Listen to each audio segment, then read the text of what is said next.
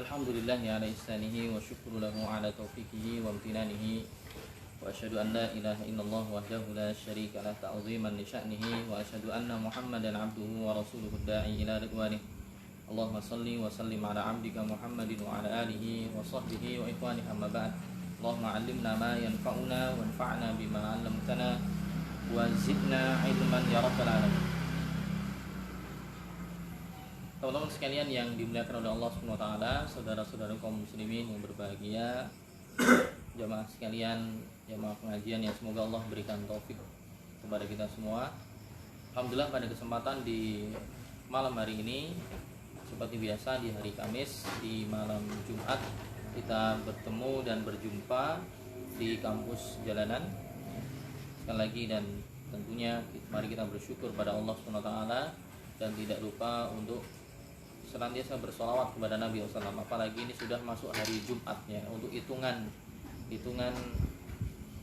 hari atau penanggalan versi Hijriyah ya. Perubahan hari itu adalah ketika sudah terbenam matahari. Ketika sudah terbenam matahari maka sejatinya sudah masuk hari ke setelahnya. Makanya kalau jenengan puasa Ramadan ya, dan Ramadannya itu maghrib sudah kelihatan hilal, maka berarti sudah takbiran, berarti sudah masuk bulan Syawal. Nah, ini sejatinya juga kita sudah masuk hari Jumat ya. Dan di hari Jumat tentunya kita juga dianjurkan untuk memperbanyak sholawat kepada Nabi SAW ya. Nabi SAW mengatakan man shalla alayya wahidatan sallallahu alaihi asyra, sallallahu alaihi asyra. Barang siapa yang bersolawat kepadaku sekali saja, Allah akan membalasnya 10 kali ya. Dan sholat atau as-sholawat secara tinjauan bahasa itu maknanya adalah ad-du'a wa tsana. Jadi ketika kita mendoakan Nabi SAW, bersolat itu mendoakan Nabi SAW dan memuji beliau, maka Allah balas dengan memuji kita di hadapan para malaikat yang mulia 10 kali lipatnya dengan satu sholawat kepada Nabi. Dan teman-teman sekalian, kita lanjutkan pembahasan kita, dan sepertinya ini pembahasan terakhir, tema tentang mengenal apa itu ijtihad dan apa itu taklid ya.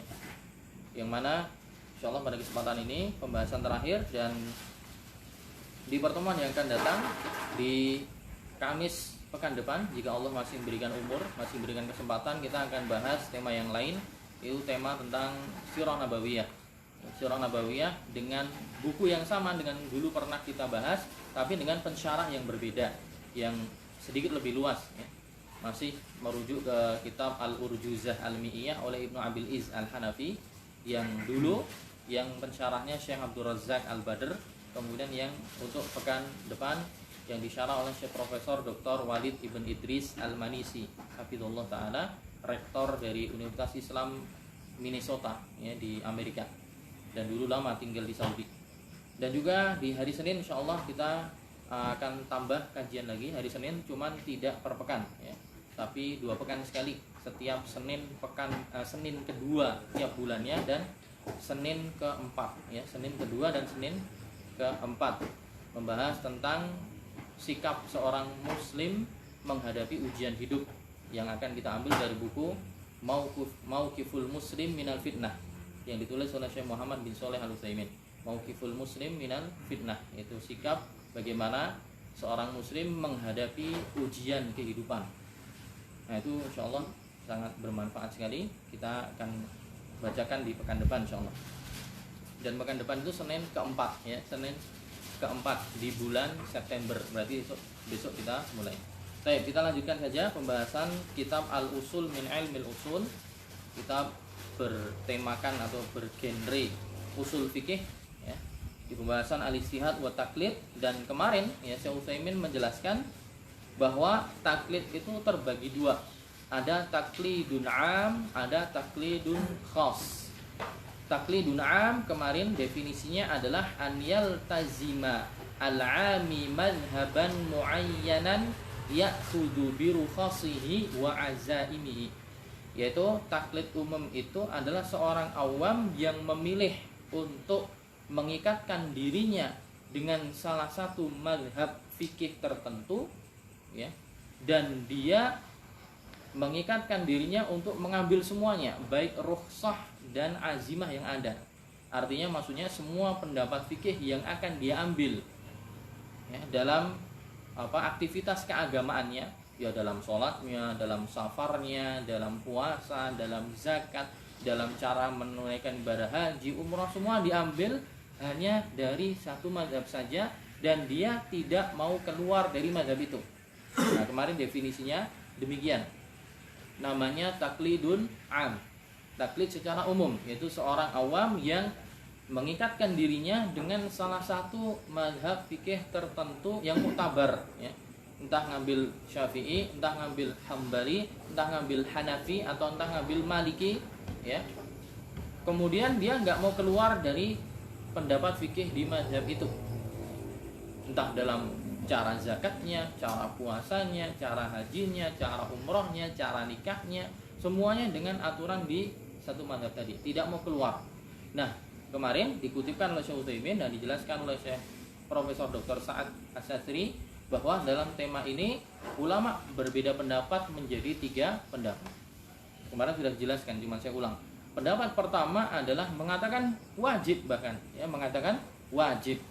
Alasannya apa? Mereka memberikan alasan karena ya, orang yang mencapai level ijtihad di masa belakangan, orang yang mencapai level ulama di masa belakangan itu semakin sedikit dan semakin jarang, bahkan bisa jadi ya hampir punah gitu. Tidak kita katakan punah, tapi hampir punah saking sedikitnya. Ketika jumlah ulama sangat sedikit, jumlah alim sangat sedikit, maka mau tidak mau harus merujuk kepada hasil-hasil ijtihad yang telah dibukukan di buku-buku fikih ulama klasik. Nah, kembali ke buku-buku yang sudah ditulis oleh ulama-ulama dahulu. Ini pendapat yang pertama kemarin tentang ya perilaku tadi, yaitu orang yang mengikatkan diri dengan satu mazhab tertentu, tidak mau keluar. Ya, pokoknya saya cuma ikut mazhab ini aja misalnya. Nah, pendapat ulama yang pertama mengatakan wajib, karena tadi alasannya karena di masa sekarang sulit sekali orang jadi ulama gitu. Sulit sekali. Ada tapi sangat-sangat jarang gitu. Ada tapi sangat-sangat jarang. Bahkan orang yang mengambil konsentrasi tertentu pun sekarang belum tentu kemudian dia dikatakan alim di bidang itu, belum tentu kadang. Misalnya orang ngambil dari S1, S2, S3 hadis. Misalnya S1, S2 hadis semua. Belum tentu kemudian dia dari S1 sampai 3 jurusan hadis, kemudian setelahnya lulus dan dia ahli ijtihad dalam bidang hadis, belum tentu. Atau S1, S2 sampai S3 ambil tafsir. Ya. Bagi orang yang Allah berikan taufik, mungkin dia kemudian jadi alim di bidang tafsir misalnya, atau alim di bidang hadis. Tapi nyatanya juga banyak orang-orang yang dari S1 sampai S3 mengambil disiplin ilmu tertentu, tapi nyatanya belum mencapai derajat ijtihad. Nah, karena saking minimnya ini, kelompok pertama mengatakan wajib bertaklid dengan salah satu mazhab tertentu yang hasil-hasil ijtihadnya, kesimpulan-kesimpulan fikihnya sudah dibukukan dalam satu buku yang termuat di mazhab tertentu misalnya. Ini pendapat pertama. Pendapat kedua mengatakan bahwa bertaklid am seperti ini boleh. Yang pertama mengatakan tadi wajib. Yang kedua mengatakan boleh. Alias silahkan mengambil semua pendapat dalam satu mazhab tertentu, misalnya enggak pun tidak apa-apa. Kenapa alasannya? Alasannya karena toh ulama yang ditaklidi tadi, ulama yang diikuti tadi, toh mereka kan ulama, dan ulama sudah mencapai derajat ijtihad, dan ketika mereka mencapai derajat ijtihad kan boleh untuk ditaklidi, sebagaimana penjelasan-penjelasan sebelumnya. Ketika mereka adalah memang orang yang pantas untuk kita bertaklid kepadanya, kenapa dilarang? Gitu. Tapi tidak wajib juga, ya. Itu boleh, ya. Tidak juga tidak ada masalah. Nah, pendapat yang ketiga yang mengatakan terlarang. Ya, pendapat ketiga mengatakan terlarang alias tidak boleh. Alasannya apa? Nah, ini pendapat ketiga inilah yang diambil oleh penulis, yaitu Syekh Muhammad bin Shalih Al-Utsaimin, dan juga oleh pensyarahnya Syekh Sa'ad As-Satsri hafizallahu taala. Alasannya apa? Alasannya adalah ketika seseorang berpegang teguh hanya dengan satu mazhab tertentu saja, secara langsung maupun tidak langsung mengesankan bahwa seakan kebenaran itu hanya ada dalam mazhab itu saja. Secara tidak langsung menganggap hanya mazhab yang dia pegang saja yang maksum gitu. Padahal kemaksuman itu ya bukan milik manusia biasa.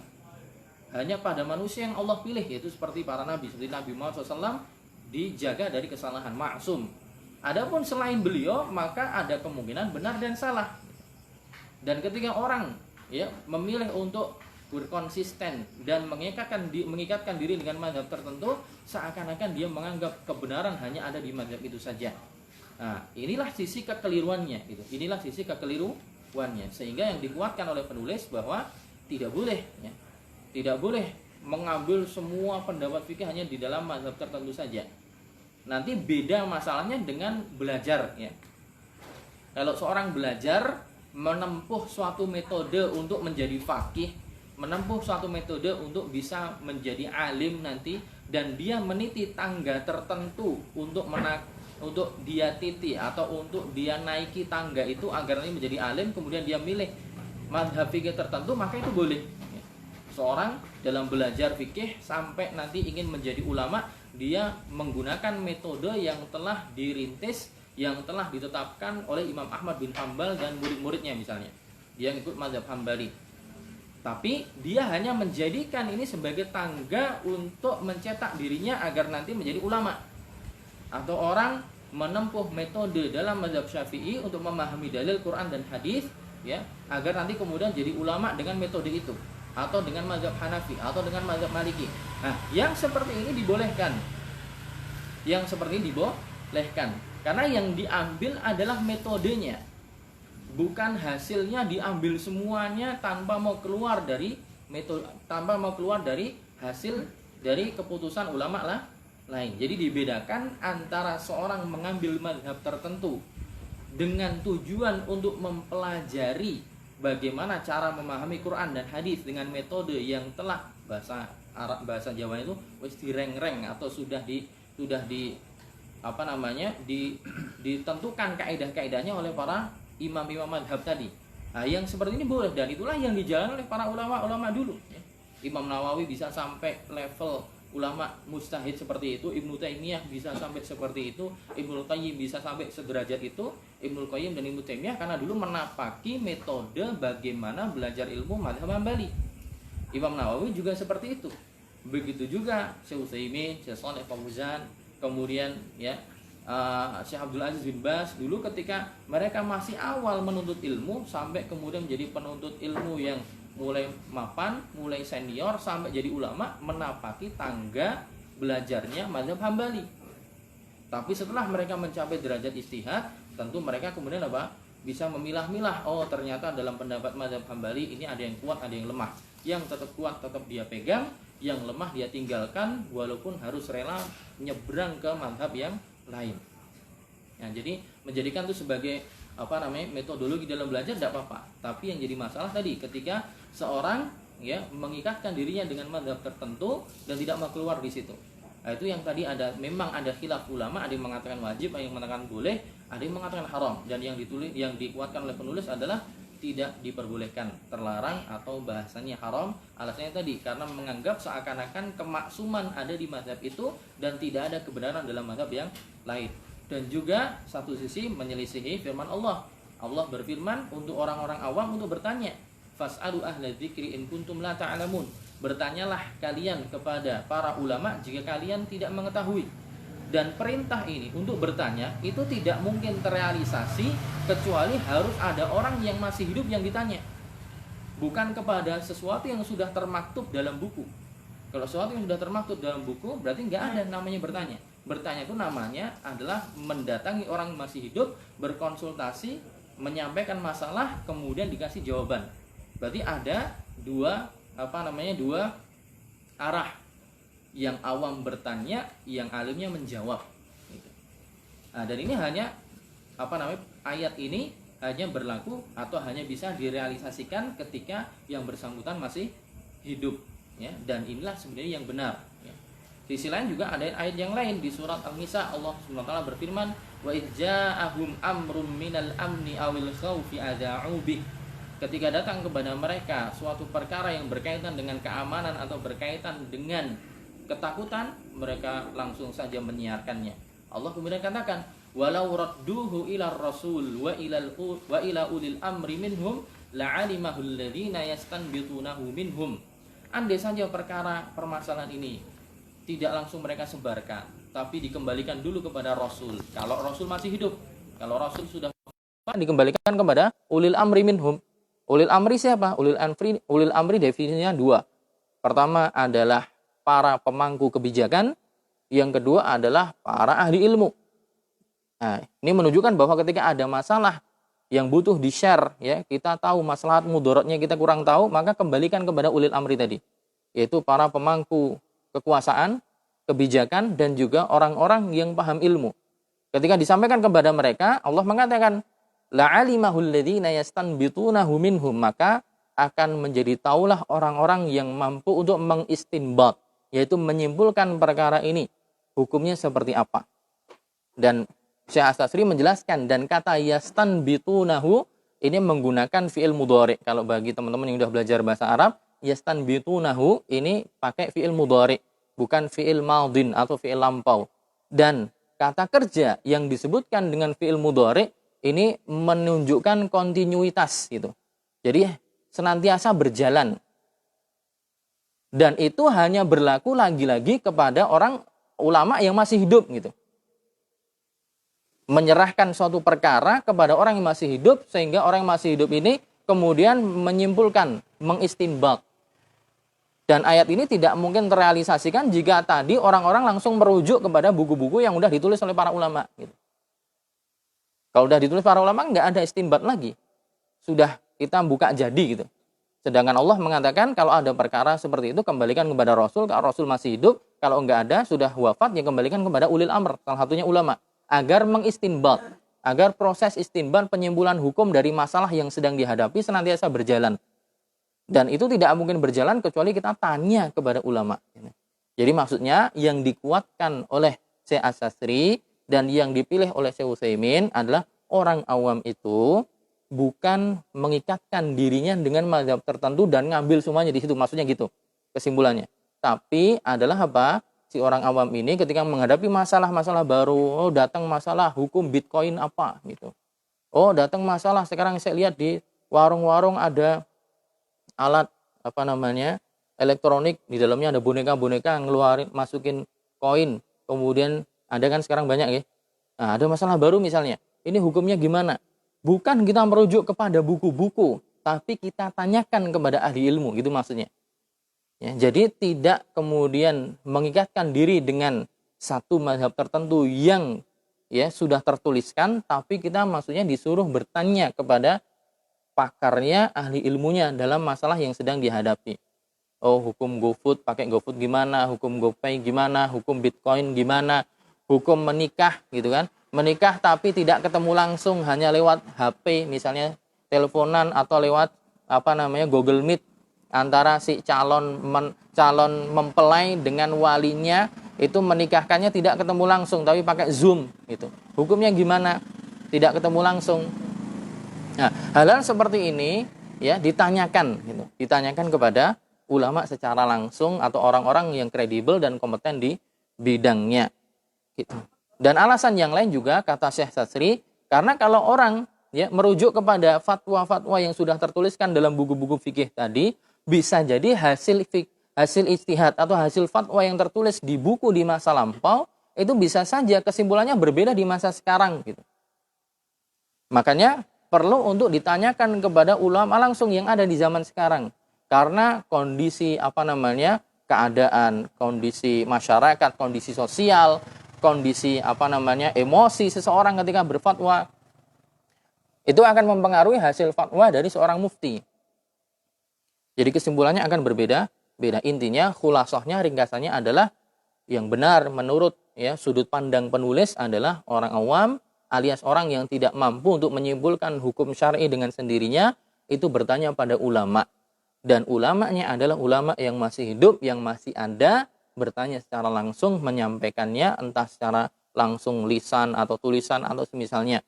Bukan mengambil pendapat-pendapat tertentu yang sudah tertuliskan dan tidak mau keluar dari pendapat itu.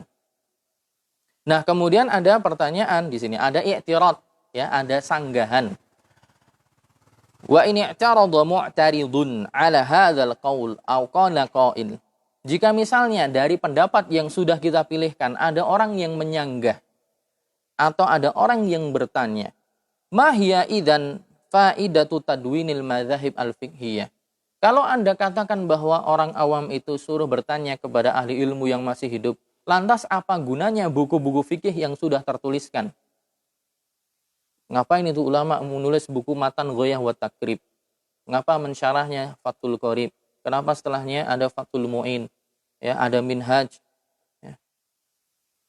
Imam Nawawi, ya, buku-buku tingkatan dalam belajar fikih Syafi'i. Atau apa gunanya nulis Dalilut Thalib dalam fikih Hambali, atau apa gunanya ulama menulis Umdatul Fiqh seperti yang ditulis Ibnu Qudamah? Apa gunanya nulis Zadul Mustaqni, atau Syekh Utsaimin menulis Al-Mumti' Syarah Zadul Mustaqni? Gunanya apa ditulis itu? Kalau bukan kita untuk merujuk fatwa-fatwa yang ada di situ, ya, gunanya apa mereka nulis? Kalau akhirnya kita cuma disuruh langsung tanya. Jawabannya Syekh Sastri mengatakan annal faidah minha huwa ta'allum. Faedah dari buku-buku, ya, yang tertulis tadi adalah untuk dipelajari. Li akhdhi manhajin wahidin wa tariqatin wahidah, untuk mengambil metode yang satu dan jalan yang satu, la tanaqudhu fiha wa la tadad. Yang di situ tidak ada pertentangan dan tidak ada persilangan pendapat, ya. Atau kontradiksi, ya, tidak ada kontradiksi. Li alla tata'arad al-furu' al-fiqhiyah fi adhanil muta'allimin. Maksudnya gini. Jadi buku-buku fikih tadi tujuannya adalah agar seseorang yang ingin mempersiapkan dirinya, ingin naik level dari orang awam, ingin naik level menjadi ulama, ya. Buku-buku tadi gunanya adalah untuk dipelajari. Oh, gimana sih ulama itu merumuskan masalah dalam masalah thaharah, oh dalam masalah sholat seperti ini. Jadi bertahap. Oh, dalam masalah thaharah gini, dalam masalah sholat gini, dalam masalah puasa gini. Udah naik ke level yang setelahnya. Yang sebelumnya cuma hasil-hasil dari hasil-hasil kesimpulan hukum, udah naik ke setelahnya. Oh, setelah hasil kesimpulan hukum, kemudian di buku yang lebih levelnya lebih lanjutan, yang tingkat advance, maksudnya tingkatan di atasnya, oh ini hasil fikih, kemudian plus ada dalilnya. Oh, setelah tahu hasil fikihnya ini, dalilnya ini, kemudian naik level yang atas lagi, ya. Masalah ini ada dalilnya dan juga dilihat pendapat yang lain dari ulama yang lain. Sampai akhirnya kemudian diadukan dengan pendapat dalam mazhab yang lain. Jadi levelnya belajar fikih gitu. Pertama itu seorang itu bagusnya adalah ini belajar, ya, bukan ini dalam proses belajar. Itu orang itu mengambil salah satu dari mazhab fikih tertentu yang muktabar, dia pelajari dari tingkat dasar. Oh, dalam fikih ini tata cara sholat, tata cara wudu gini. Ya, terkadang buku-buku itu yang pemula memang nggak ditulis dalilnya. Ini kadang orang yang salah paham. Oh, kenapa buku-buku mazhab itu yang pemula-pemula kok nggak ada dalilnya? Kita kan suruh beramal dengan dalil. Bukan maksudnya nggak ada dalilnya, ada. Cuman untuk tingkat pemula, pertama itu yang disuguhkan itu hasilnya dulu. Kalau sudah hafal hasilnya, kemudian naik ke level atasnya lagi. Nah, baru kemudian hasil-hasil hukum itu plus nanti disandingkan dengan dalilnya. Nah, kalau sudah paham hasil kesimpulan hukumnya plus dalilnya, paham setiap masalah ini dalilnya ini, masalah ini adalah dalilnya ini. Dan itu dihafal, dipahami. Setelah itu kemudian naik level atas lagi. Ketika seorang sudah menghafal hasil ijtihad fikih dalam mazhab ini, dalilnya itu kemudian nanti dipertentangkan dengan perselisihan atau persilangan pendapat yang ada dalam internal mazhab dulu. Oh, ternyata dalam mazhab sendiri ulama juga beda pendapat. Dalam mazhab Syafi'i misalnya, An-Nawawi berbeda dengan Ar-Rafi'i. Khilaf sendiri. Dalam mazhab sendiri mereka berbeda. Nah, setelah itu menguasai, naik lagi level yang levelnya sampai muqoronatul madzahib, yaitu fikih muqaronah itu bahasa ininya, Mbak, perbandingan, komparasi, fikih komparasi. Jadi perbedaan pendapatnya nanti tidak hanya dalam internal mazhab, tapi dibedakan ada dalam masalah ini misalnya masalah mengusap kepala, ya, dalam masalah mengusap kepala ketika wudu, dalam mazhab Syafi'i mereka berpendapat mengusap kepala itu yang wajib cuma sebagian. Ya. Allah mengatakan famsahu biruusikum, usaplah biruusikum kepala kalian. Huruf ba-nya di sini menurut mazhab Syafi'i huruf ba-nya ini maknanya adalah al-ba at-tab'idiyah. Itu ba yang maknanya sebagian. Nah, dalam mazhab Syafi'i gitu. Oh, ternyata dilihat dalam mazhab yang lain, enggak. Huruf ba-nya itu adalah zaidah. Huruf ba tambahan yang maknanya litaukid. Maknanya untuk penegasan, penekanan. Yang maknanya adalah, maksudnya adalah usaplah seluruh kepala kalian. Bukan sebagian, tapi seluruh kepala. Yang akhirnya kemudian di kesimpulan yang lain berarti wajib mengusap semua, bukan sebagian. Nah, kalau kita lihat sebagian saudara kita yang bermadzhab Syafi'i, terutama teman-teman yang tradisional, itu biasanya kalau wudu kan cuma dibuka dikit, ya, kemudian cuma ditepuk-tepuk. Kenapa? Karena mereka memahami huruf ba di surat Al-Maidah ayat 6, famsahu bi ru'usikum, huruf ba di situ maksudnya tab'id. Dan makna tab'id ini memang ada pandangannya dalam bahasa Arab, gitu. Artinya sebagian. Berarti cukuplah sebagian kepala diusap, itu sudah cukup, gitu. Adapun dalam mazhab yang lain mengatakan enggak, huruf ba ini ada kemungkinan makna yang lain. Maknanya adalah penegasan. Maksudnya bukan usaplah sebagian kepala kalian, tapi seluruh kepala kalian. Akhirnya dari sudut pandang itu mereka mewajibkan semua. Nanti dikuatkan dengan dalil yang lain dari sunnah, dari perbuatan sahabat. Nah, jadi orang bertahap dari level bawah, menengah, ya, lanjutan, sampai kemudian perbandingan. Sehingga di situ kita akan paham, oh, sudut pandang ulama ini kenapa berpendapat seperti itu, alasannya ini. Sudut pandang ulama ini kenapa kok jadi seperti itu, alasannya ini. Dan itu yang menjadikan kita pertama lebih lapang dada, ya, karena tidak mungkin ulama itu ngomong tanpa dalil, itu tidak mungkin. Pasti ada dalilnya. Misalnya kita belum mendapati, yang bodoh itu kita. Karena ulama tidaklah dikatakan sebagai ulama, melainkan mereka adalah orang yang paling takut sama Allah SWT. Gak mungkin orang yang paling takut sama Allah kok asal ngomong sembarangan, tidak mungkin. Allah mengatakan, innama yakhsyallaha min ibadihil ulama. Sesungguhnya orang-orang yang paling takut kepada Allah SWT adalah para ulama. Ya. Khosyah itu adalah takut yang didasari dengan ilmu. Gitu. Nah, misalnya kita tidak dapati itu, ya, maka apa? Bisa jadi kita belum tahu aja dalilnya. Dan itu yang saya pernah lihat videonya, pernah sangat-sangat ditekankan oleh Profesor Dr. Abdul Salam Asy-Syuair, hafizahullah ta'ala, salah satu guru besar di satu jamiah di Riyadh, di Saudi. Ya. Ulama besar Saudi juga. Beliau menekankan itu. Beliau diingatkan dulu oleh gurunya ketika beliau belajar, jangan sampai keluar dari lisan kita bahwa ulama ini ngomong tanpa dalil. Tidak mungkin. Sama saja kita menuduh. Gitu. Tidak mungkin ulama berstatement menyimpulkan hukum kecuali ada dalil yang beliau pakai. Hanya saja karena minimnya kita dalam membaca, ya, kurang pikniknya kita membaca literatur ulama yang menjadikan pemahaman kita, pengetahuan kita sempit. Gitu. Maka ini juga poin yang perlu untuk apa? Kita tekankan. Ulama itu kalau ngomong tidak sembarangan, ya. Apa namanya? Terlepas dari kemudian pendapat mereka lemah atau enggak, gitu ya. Nanti tentu dalam setiap khilaf itu ada pendapat yang lemah, pendapat yang kuat. Tentu kita memilih pendapat yang kuat. Tapi pesan yang ingin saya sampaikan adalah jangan mudah menuduh, gitu. Kalau kita belum menganalisa, kalau kita belum punya kemampuan menganalisa, meneliti, memutolaah, buka buku-buku, tidak hanya satu buku, 10 buku, 12 buku, lebih dari itu. Kita baca banyak, kita menyimpulkan, oh ternyata emang nggak ada dalilnya, bolehlah kita ngomong. Dan ada salafnya, atau ada panutan yang kita ikuti, yang memang kompeten. Tapi kalau kita kemudian asal ngomong, ulama ini ngomong tanpa dalil, sedangkan kita baca aja tidak, ya, menganalisa aja tidak, nah ini ditakutkan sama aja menuduh seseorang tanpa bukti. Dan ketahuilah bahwa, ya, darah dagingnya para ulama itu haram, ya, nanti akan diminta pertanggungjawaban di yaumul qiyamah. Kita nuduh orang aja yang bukan ulama, gitu. Misalnya ngomong, oh fulan ngomongnya hawa nafsu, gitu. Fulan ngomongnya tanpa argumen, tanpa dalil. Itu yang orang biasa saja. Kalau memang ternyata apa yang kita sampaikan keliru, nanti ada pertanggungjawabannya, apalagi ini ulama. Nah, poin kembali ke masalah ini, teman-teman sekalian.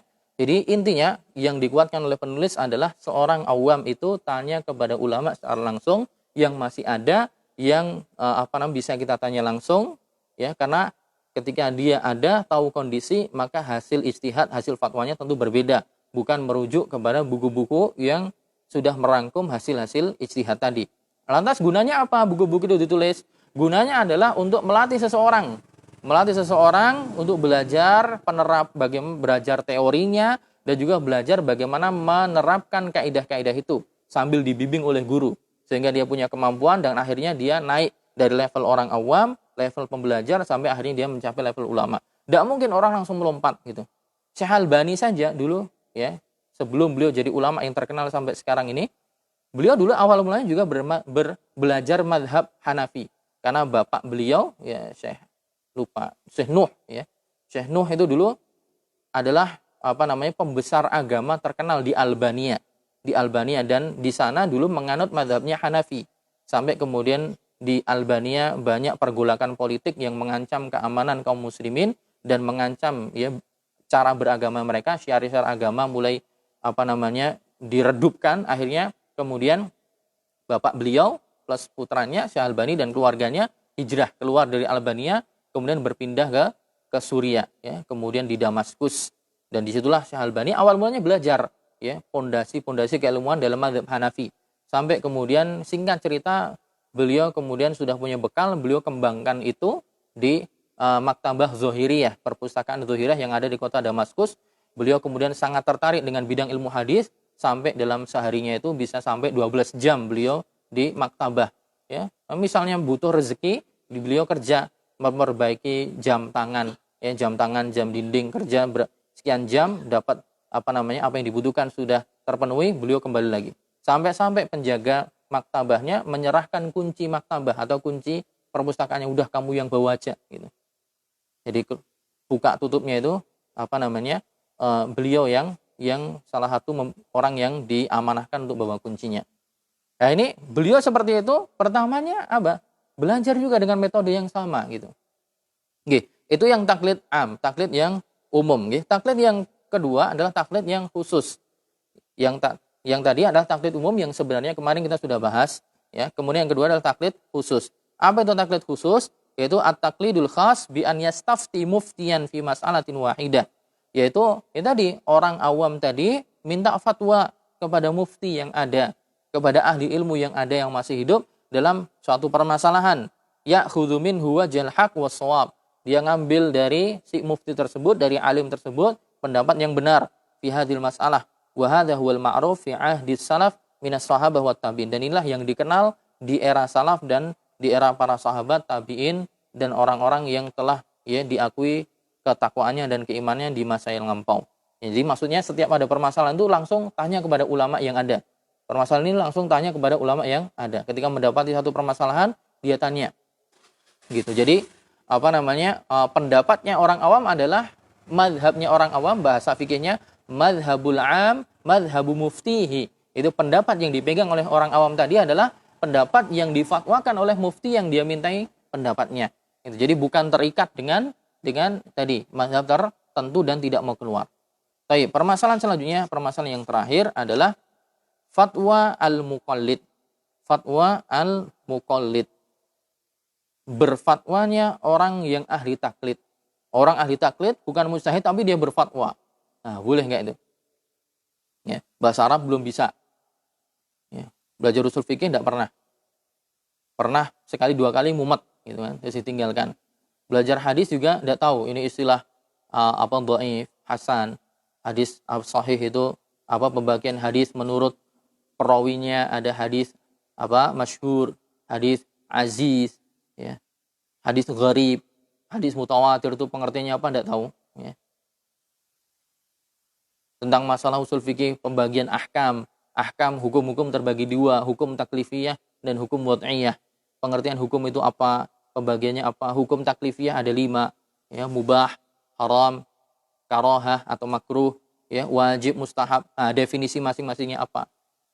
Kemudian ya dalil yang digunakan sebagai pijakan dalam menyimpulkan hukum fikih ada berapa? Ya disepakati ada 4, ada Quran, ada hadis, ada konsensus ulama, ijma, ada qiyas. Setelah itu ada dalil-dalil yang diperselisihkan, ada istishab, ada istihsan, ada qaulus sahabah, ada ijma' ahlil Madinah, ada masalih mursalah, ya. Itu maknanya apa saja, ya. Dalalatul alfaz, bagaimana setelah kita tahu hukum pengertiannya apa, setelah tahu sumber-sumber dalil itu apa, kemudian bagaimana memahami lafaz dari setiap dalil. Oh, apa itu lafaz yang am, umum, lafaz umum itu apa? Lafaz umum itu ya nanti sighahnya seperti apa bentuknya, ya. Lafaz khusus itu maknanya apa? Ada lafaz umum, lafaz khusus. Lafadz umum punya berapa sighah? Oh, sighahnya ada isim mausul, ya. Oh, sighahnya ada lafadz-lafadz yang menunjukkan umum secara mutlak, kullun, jami'un, sairun, ya, qatibah dan seterusnya. Kemudian ada isim syarat, ya. Ada isim istifham, ya. Ada idhofah kepada ma'rifah, ya. Dan macam-macam. Kemudian setelah selesai umum sama khas, kemudian membahas apa itu mutlak, apa itu mubayyan, apa itu mujmal, ya, apa itu mutlak, apa muqayyad, apa mujmal, apa mubayyan, ya. Kemudian dan seterusnya pembahasan-pembahasan yang lainnya. Kemudian nanti membahas tentang ijtihad syarat-syaratnya apa. Nah, tidak pernah belajar seperti itu, kemudian ketika ada permasalahan, dia nggak pernah belajar itu, langsung ngomong itu haram, ini dan seterusnya. Menghukumi dengan sendirinya, padahal dia tidak punya kemampuan. Ini hukumnya gimana? Fatwal muqallid, yaitu orang yang ahli taklid, tapi dia berfatwa. Maka Syekh Utsaimin mengatakan fatwal muqallid, fatwanya orang yang ahli taklid, Allah mengatakan fas'alu ahla dzikri in kuntum la ta'lamun. Allah berfirman, bertanyalah kepada ahlu dzikr jika kalian tidak mengetahui. Syekh Utsaimin mengatakan wa ahlu dzikri hum ahlul ilm. Ahlu dzikr itu maksudnya adalah ahli ilmu alias para ulama. Wal muqallidu laisa min ahlil ilmil matbu'in. Dan ahli taklid itu bukanlah para ulama yang pantas untuk diteladani dan diikuti fatwanya. Wa innama huwa tabi'un li ghairihi. Muqallid itu harusnya dia ngikuti orang selainnya alias ngikuti pendapat ulama. Kemudian Syekh Utsaimin mengutipkan statement dari Abu Umar Ibnu Abdul Bar, pembesar ulama Maliki. Beliau mengatakan, ajma'an nasu ala annal muqallida laisa ma'dudan min ahlil ilm. Para ulama telah bersepakat dan berkonsensus bahwa muqallid, yaitu orang yang tidak mencapai derajat ijtihad, dia bukan termasuk dari kalangan para ulama. Wa annal ilma ma'rifatul haqqi bidalilihi. Dan namanya ulama, dia punya ilmu. Ilmu itu maknanya adalah mengetahui kebenaran dengan disertai dalilnya. Orang yang punya ilmu itu adalah orang yang mengetahui suatu pengetahuan dari kebenaran dan plus tahu dalilnya apa. Masalah ini, hukumnya ini, argumennya apa. Ya, hukum sholat wajib, dalilnya ini. Masalah ini sunnah wajib, dalilnya ini. Kenapa kok begini, kenapa jadi sunnah padahal perintahnya wajib karena ada pemalingnya ini. Kenapa ini perkara ini makruh padahal ada larangan, oh karena ada yang malingkan ini. Dia paham itu semua. Itu namanya ahli ilmu. Ibnul Qayyim kemudian menimpali juga wa hadza kama qala Abu Umar Ibnu Abdul Bar. Ini sebagaimana yang disampaikan statementnya oleh Abu Umar bin Abdul Bar. Fa innan nasa la yakhtalifun, bahwa para ulama tidak berselisih pendapat fi annal ilma huwal ma'rifatul hasilatu 'anid dalil, bahwa ilmu itu adalah pengetahuan yang dihasilkan berdasarkan dalil. Wa amma bidunid dalil fa innama huwa taqlid. Adapun orang yang beramal tanpa mengetahui dalilnya atau tanpa mengetahui sisi argumennya apa, pokoknya sholat ya sholat gitu. Dalilnya apa? Ya pokoknya wajib gitu. Kenapa kamu pakai GoFood misalnya? Katanya nggak boleh. Nggak boleh. Dalilnya apa? Nggak tahu. Berarti kalau dia mengambil satu sisi pendapat dan dia ditanya dalilnya apa, ketika ditanya dalilnya apa juga nggak, misalnya dia tahu nggak bisa menjelaskan sisi pendalilannya, nah berarti dia itu taklid. Dan taklid itu bukan ahli ilmu. Tsumma haka Ibnul Qayyim, kemudian Ibnul Qayyim menghikayatkan, menyebutkan bahwa ba'da dzalika fi jawazil fatwa bit taklid salasah aqwal. Beliau menyebutkan tentang bagaimana masalah bolehnya berfatwa dengan taklid. Ada 3 pendapat. Jadi orang muqallid, ya, dia berfatwa. Atau maksudnya gini.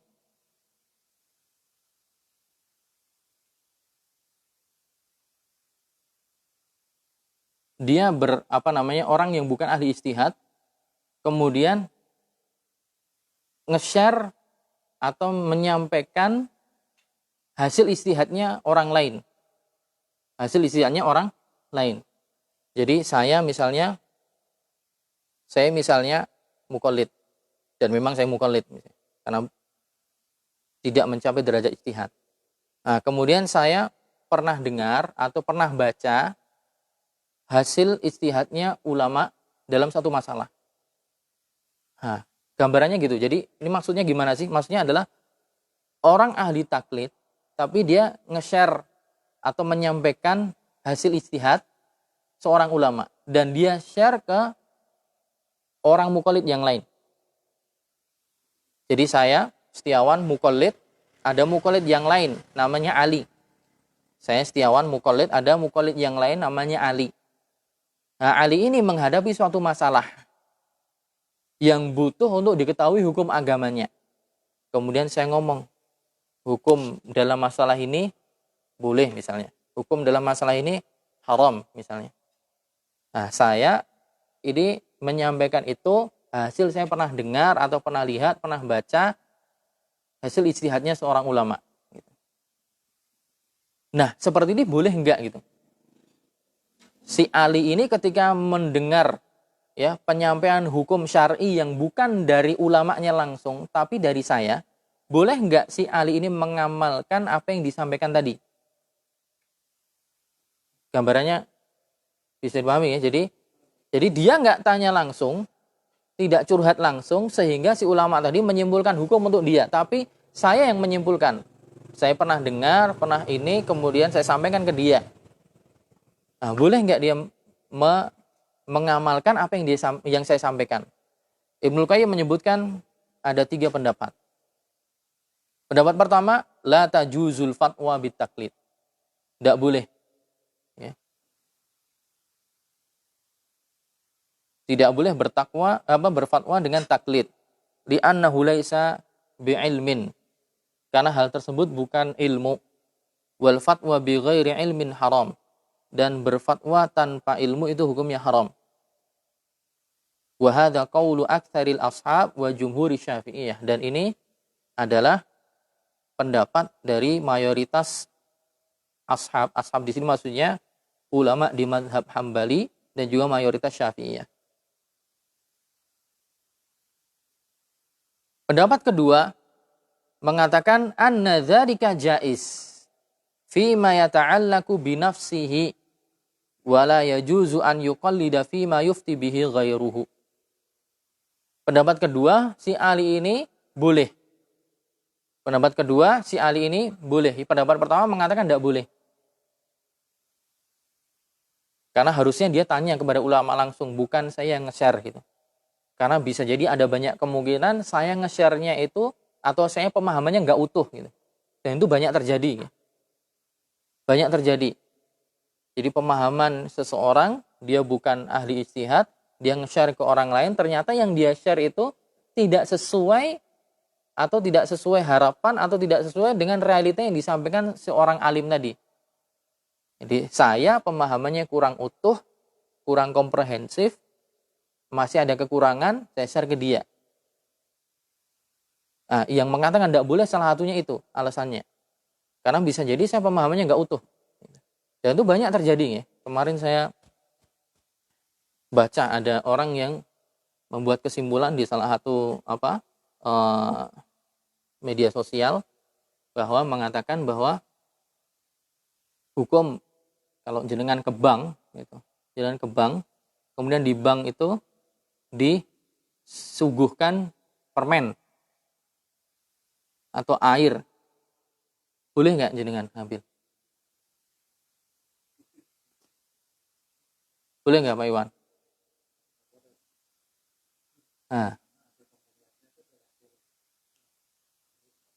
hasil pembelian dari hasil uang riba.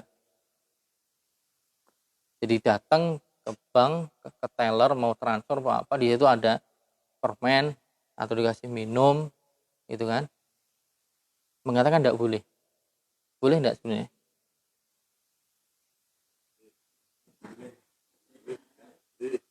Yang mengatakan boleh alasannya apa? Yang mengatakan nggak boleh alasannya apa? Karena itu diberikan dari hasil riba. Apakah semua hasil bank itu hasil riba? Tidak semua. Nabi SAW pernah dikasih hadiah sama orang Yahudi, tak? Orang Yahudi prakteknya ribawi, nggak cuma riba. Dia makan perkara-perkara haram. Wa aklihimus suhat, kata Allah Subhanahu wa taala. Allah juga mensifati mereka memakan harta haram dengan riba, penipuan macam-macam. Tapi Nabi SAW ketika perang Khaybar tahun 7 Hijriah, Nabi dihadiahkan oleh seorang perempuan Yahudi paha kambing bakar. Bagi yang ingat pelajaran Sirah Nabawiyah, Nabi dikasih paha kambing bakar. Yang sama perempuan Yahudi itu diracun. Yang Nabi sudah makan tuh. Nabi sudah makan. Tapi kemudian malaikat Jibril ngasih tahu itu ada racunnya sama Nabi, kemudian dimuntahkan, dibuang.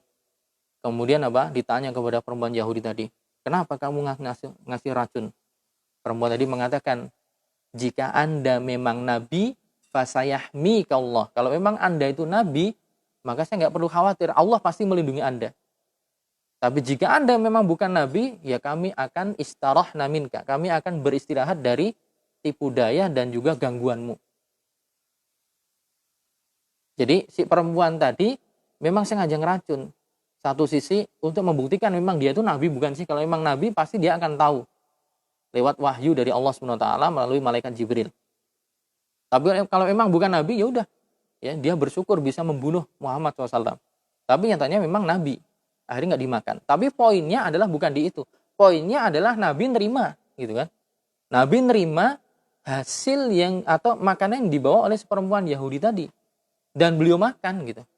Dia itu dijelaskan oleh Syekh Sulaiman Ar-Ruhaili hafizullah taala. Nah, jadi boleh saja untuk untuk ngambil. Yang nggak boleh itu adalah jika dia adalah nasabah di bank itu.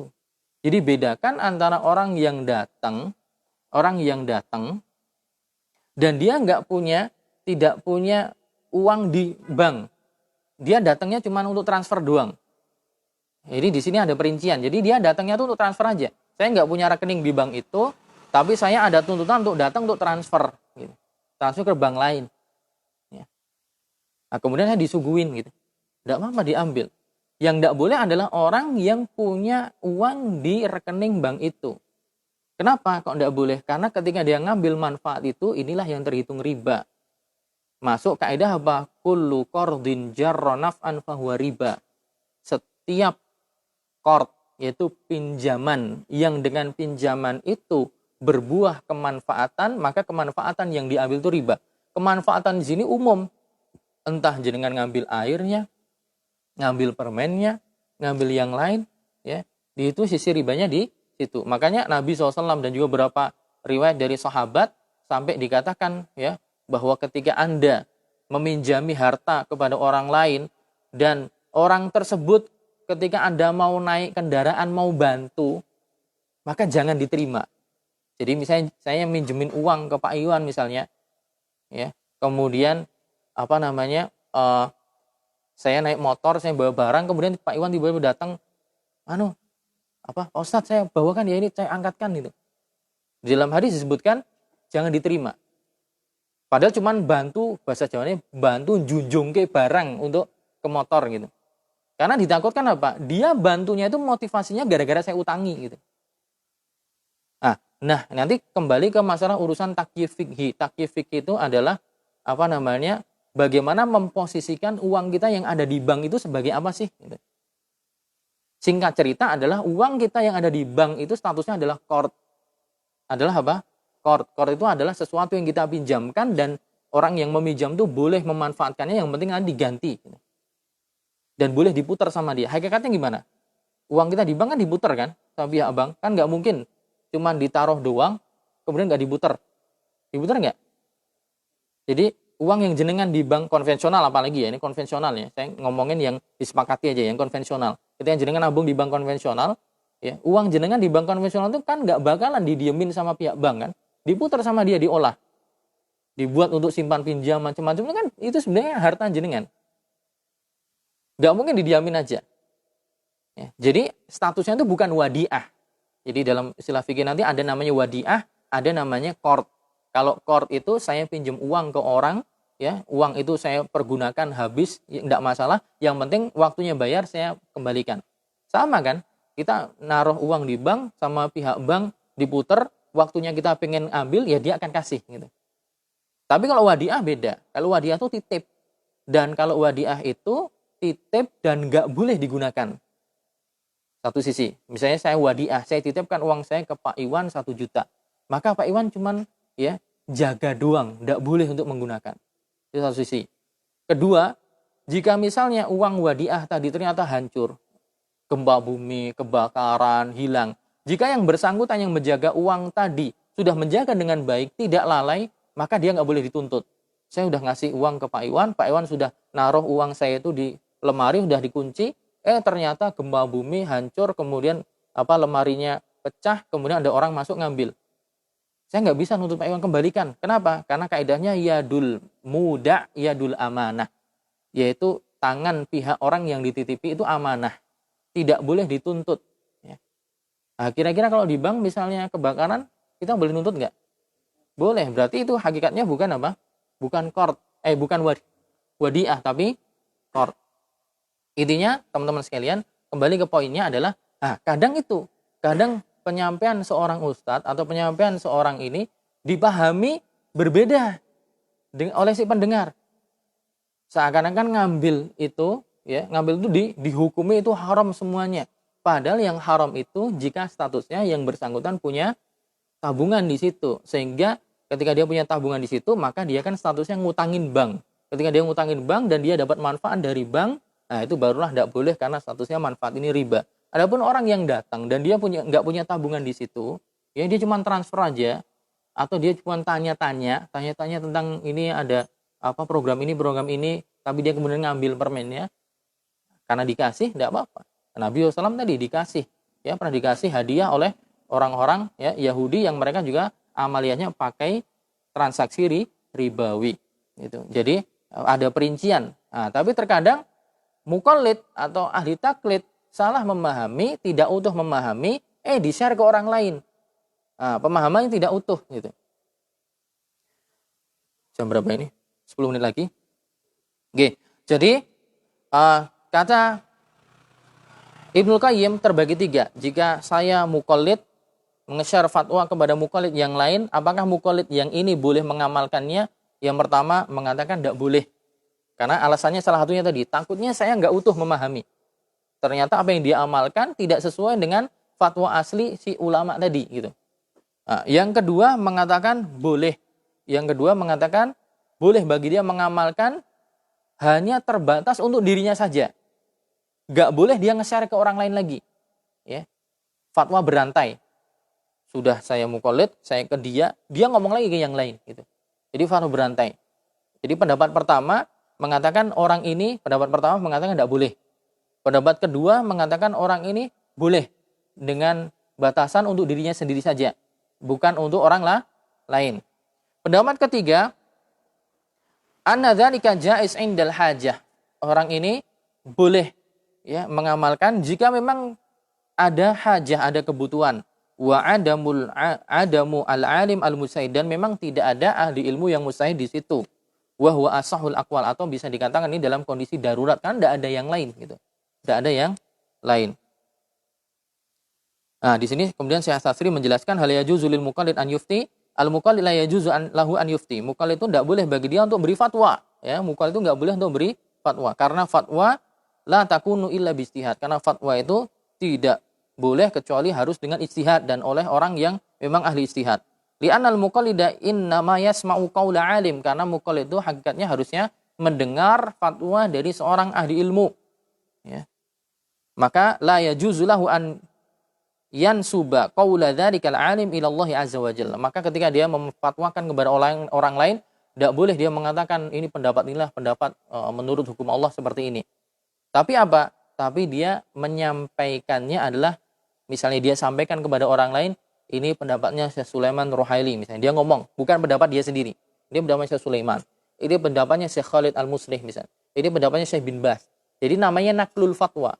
Nah, itu boleh, tapi dengan syarat tadi, dia tahu betul masalahnya, dia baca dengan teliti pemaparannya, dia kasih tahu sumbernya gitu. Atau yang penting dia yakin. Misalnya ada orang tanya, ya kita bukan mustahid, tapi mau nggak mau masyarakat tanya misalnya. Wah, gimana jawabnya? Ya kita menukil fatwa ulama, tapi dengan syarat tadi benar-benar detail, benar-benar tahu betul memang ini perkataannya ulama fulan, memang ini penjelasan seperti itu, dan memang masalahnya cocok. Adapun yang tidak utuh tadi ditakutkan akan keliru. Nah, kemudian Syekh As-Satsri juga menjelaskan lagi, hal yajuzu an ya'mala muqallidun bima naqalahu muqallidun akhar? Apakah boleh seorang muqallid mengamalkan apa yang telah dinukilkan oleh muqallid yang lain? Nah, tadi 3 pendapat tadi. Ada yang mengatakan tidak boleh secara mutlak, ada yang mengatakan boleh ya, tapi untuk dirinya sendiri, bukan di-share ke yang lain. Ada yang mengatakan ya boleh bi annahu la ya'mal wal qaulu tsan bi annahu la ya'mal bi naqlihi illa fi mautini. Boleh tapi karena kondisi darurat, la yajidu aliman yas'aluhu wa hadha huwal qaul rajjahahul muallif. Ini adalah pendapat yang dikuatkan oleh muallif. Jadi si Mas Ali ini ya, apakah boleh mengamalkan fatwa dari saya yang saya nukil? Pendapat pertama mengatakan tidak boleh mutlak. Pendapat kedua mengatakan ya boleh tapi untuk dirinya sendiri, tidak boleh di-share lagi. Pendapat ketiga boleh karena darurat, boleh karena darurat. Dan juga saya pihak muqallid hendaknya ketika menge-share fatwa ulama lain hendaknya juga memang apa? Memang benar-benar detail, memang benar-benar teliti dari pemahaman yang utuh, bukan pemahaman yang separuh-separuh. Jika memang kita tidak tahu, maka bilang aja saya tidak tahu. Atau kalau kita tidak tahu, ya bilang aja di-share link aja, ya. Nah, itu lebih aman. Misalnya jenengan ditanya, hukum ini apa? Oh, baca artikelnya Ustadz Doktor siapa misalnya. Jenengan kutipkan, linknya tempel, share, lebih aman. Ya. Atau jenengan kutipkan ceramahnya Ustadz siapa di video, di-share, lebih aman. Jangan menyimpulkan sendiri. Karena tadi takutnya menyimpulkan sendiri kayak tadi. Ya. Seperti tadi, ditakutkan nanti ya pemahamannya tidak utuh, ternyata sampai ke orang itu keliru. Nah, ini yang berbahaya dan itu kadang banyak terjadi di tengah kita. Nah, itu nanti bahaya, akan ditanyakan di yaumul qiyamah. Ingin amannya, kalau kita nggak mau nanggung resiko, ngapunten saya tidak tahu, tanya aja kepada tanya kembali. Atau misalnya kalau ingin nge-share, maka share dengan utuh. Oh, ini saya baca di artikel ini loh bunyinya kayak gini, ada linknya, kasih. Ini fatwanya Ustadz ini ya dalam masalah ini, GoPay, GoFood atau ini nih videonya ini, link YouTube-nya ini, silahkan dengarkan. Itu lebih aman. Karena memang bukan kapasitas kita untuk menyimpulkan hukum. Nah, di situ teman-teman sekalian, mungkin yang bisa kita bahas pada kesempatan kali ini.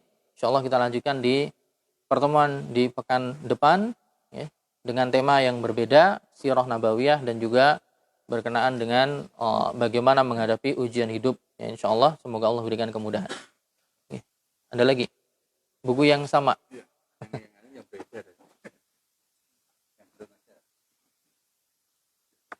Oke, bukunya masih sama seperti yang kemarin. Bagi mungkin yang belum dapat, tapi jawab pertanyaan dulu. Ada kumpulan tanya jawab bimbingan Islam seri keluarga. Ada terjemah kitab tauhid, ya. Ada tentang puasa ya, tentang puasa Syekh Muhammad bin Shalih Al-Munajjid. Nanti boleh milih. Pertanyaan pertama. Bentar. Ini dulu ya. Saya bagi ini. Pertanyaan pertama, tadi saya menyebutkan nama ulama mazhab Maliki. Nama ulama mazhab Maliki yang dikutip oleh Syekh Utsaimin. Yang statementnya beliau bahwa orang awam itu bukan golongan ahli ilmu. Siapa tadi nama ulamanya? Bukan.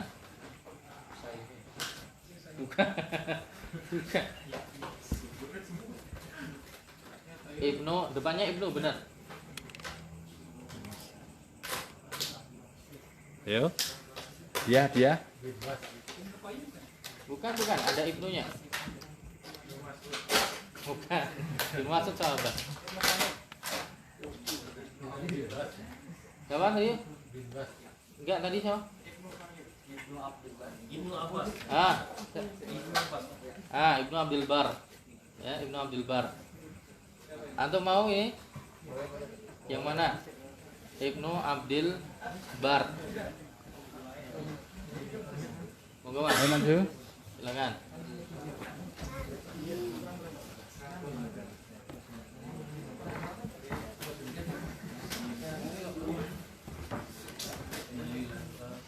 Ayo pilih. Silakan pilih mas.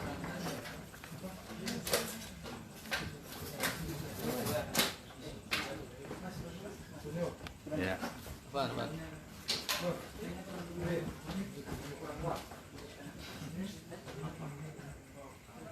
Kemudian pertanyaan kedua.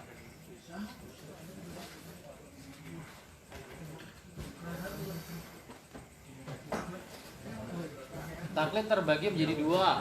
Pertanyaan. Pertama, Mas, Ya. saya boleh baca? Apa? Taklid ada dua. Apa aja Mas? Apa? Taklidun am dan taklidun khas. Taklidun am dan taklidun Ya. khas. Ya, apa? Ya bisa. Ya, ambil. Moga-moga Mas. Yang mana?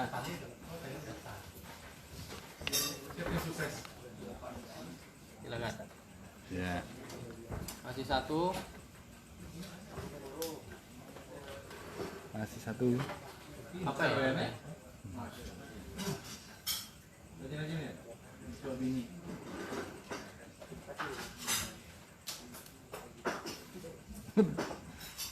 Dan jawab nih gini Bang. Apa ya satunya? Bingung ya tanya. Apa Mas Eko? Siapa nama panjang Mas Eko? Habis ini besok judulnya apa? Kajian Kamis besok. Ayo siapa tahu. Gak hafal. Iya. Ya, ini aja. Buku yang kita bahas ini namanya apa? Ayo apa? Yang kita bahas ini namanya apa? Yang ini yang kita bahas ini yang udah selesai namanya apa?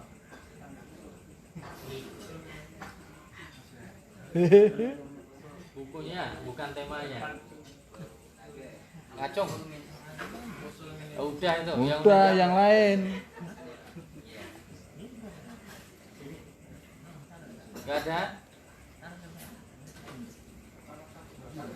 Mas Lugas, Usul min ini al-usul min ilmil usul. Ya monggo Mas. Wih, maju. Apa Mas Lugas?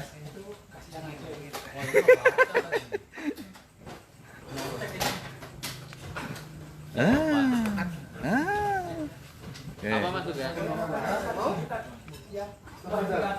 Ya? Wadiah. Nah, itu boleh nggak Tat? Misalnya pakai biaya jasa, misalnya Pak Naim mau nitipin setengah hartanya ke saya gitu. boleh. Ada biaya jasanya nggak? Wadiah itu akad tabarruk Mas. Tabarruk itu tidak ada ini, tidak ada apa? Tidak ada ongkosnya. Kalau ada ongkosnya jadi akad ijaroh, sewa berarti. Sewa jasa. Boleh aja sewa jasa. Antum mau nitipin apa yang mau dititipin? Saya kira antum mau nitipin satu ke Bang Naim.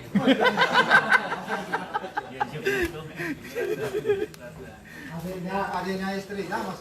Ya? Ada istrinya. Oke, yuk.